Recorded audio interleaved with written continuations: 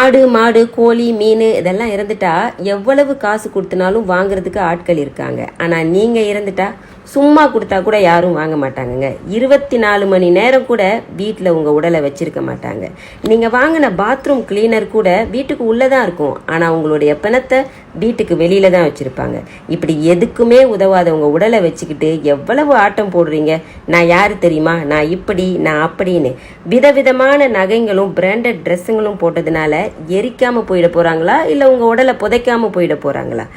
வகை வகையாக expensive food சாப்பிட்டதுனால உங்களுடைய உடலை வீட்டில் வச்சு பூட்டிக்க போகிறாங்களா? இல்லையே.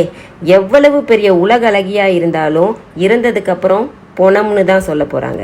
செலிபிரிட்டிஸ் போட்ட ஜுவல்ஸ் ட்ரெஸ்லாம் வாங்குறதுக்கு ஆட்கள் இருக்காங்க. ஆனால் அந்த செலிபிரிட்டிஸ் இறந்துட்டா அந்த பொணத்தை வாங்குறதுக்கு யாருங்க இருக்கா?